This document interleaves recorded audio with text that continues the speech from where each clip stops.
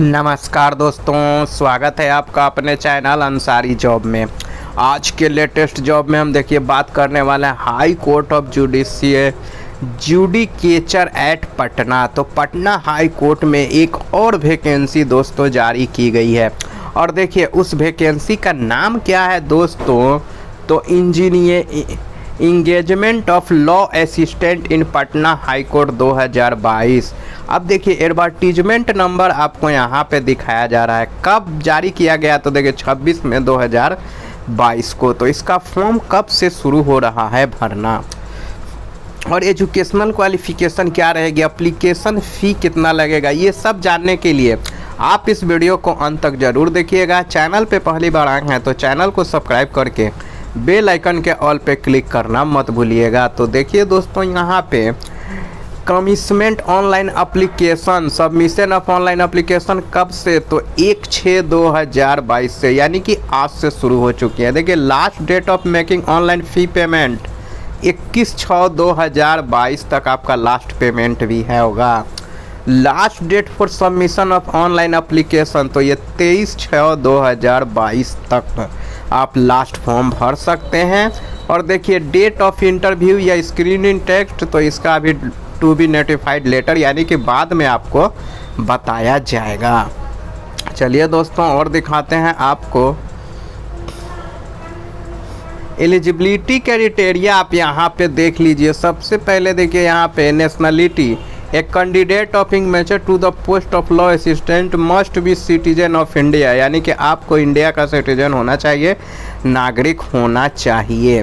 Character के यहाँ पे देखिए बात के must be such reminder suitable for all respect service in Patna high court या the decision of the appointment authority regard shall be final, यानी कि आपका कैरेक्टर बहुत अच्छा होना चाहिए क्योंकि आप हाई कोर्ट में जा रहे हैं।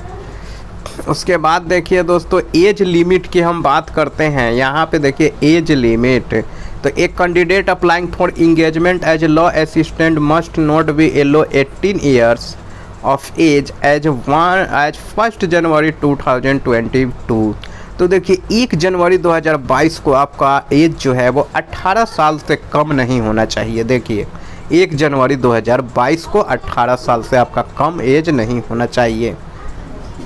उसके बाद देखिए दोस्तों, अब यहाँ पे बात की गई है एजुकेशनल क्वालिफिकेशन की। Minimum educational qualification application are invited from candidate who are, तो देखिए कौन, तो law graduate, post graduate from university, college recognised by bar council of India shall be eligible to apply serve as law assistant provided that the applicant has passed LLB LLM exam within 2 years from the date of detail advertise number also. तो देखिए दोस्तों, या तो आपने law graduate किया हो, post graduate किया हो लॉ के फील्ड में, कॉलेज रिकॉग्नाइज्ड बार काउंसिल में, ये सब देखिए अगर आपके पास डिग्री है तो आप भर सकते हैं। आपने LLB किया है, LLM किया है, तो ये सारे क्या है एलिजिबल है अप्लाई करने के लिए।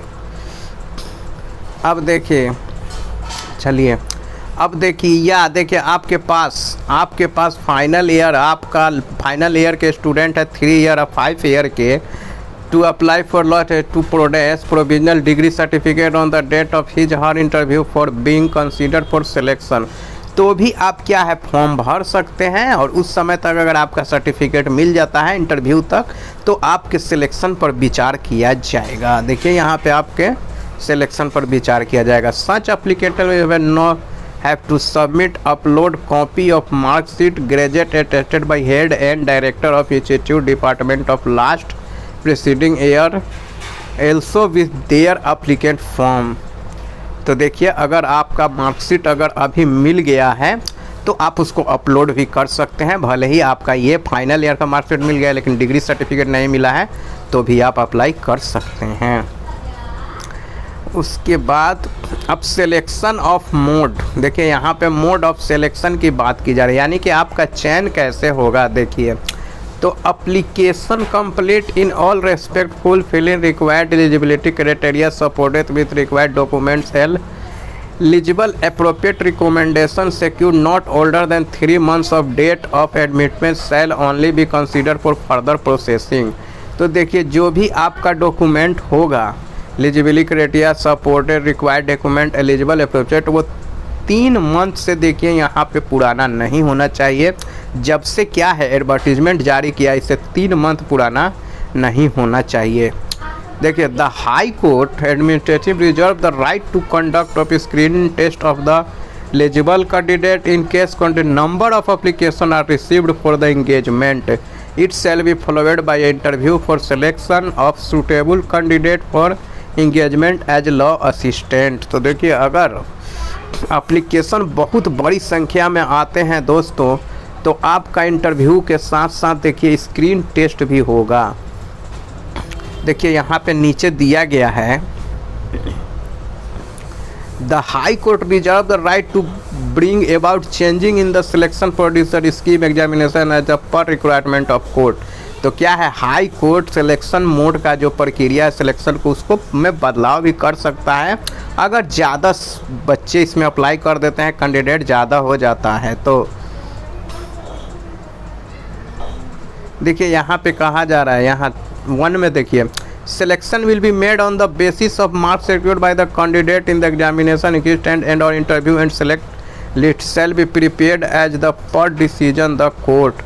तो देखिए आपका स्क्रीन टेस्ट भी हो सकता है, इंटरव्यू के आधार पर भी हो सकता है, केवल एग्ज़ाम के आधार पर ही हो सकता है। तो ये सब दोस्तों जब तक फॉर्म कितना फाड़ा जाता है उसके अनुसार ही पटना हाई कोर्ट निर्णय लेगा कि कैसे सेलेक्ट किया जाए, स्क्रीन टेस्ट पे सेलेक्ट किया जाए, इंटरव्यू पे सेलेक्ट किया जाए या एग्ज़ाम आपसे लिया जाए। देखिए और आगे और क्या बताया जा रहा है जनरल इंस्ट्रक्शन। तो जनरल इंस्ट्रक्शन को आप पढ़ लीजिएगा दोस्तों, ये बहुत काम की चीज़ें होती हैं। देखिए एग्ज़ाम के बारे में कुछ दिया गया है, ऑल इंस्ट्रक्शन आर कंप्लाइड, तो ये सब आप पढ़ लीजिएगा। तो दोस्तों ये वीडियो आपको कैसा लगा? अगर ये वीडियो अच्छा लगा है तो इस वीडियो को लाइक ज़रूर कर दीजिएगा और साथ ही अपने दोस्तों में भी शेयर कीजिएगा। तो मिलते हैं कल एक लेटेस्ट जॉब के साथ। जय हिंद।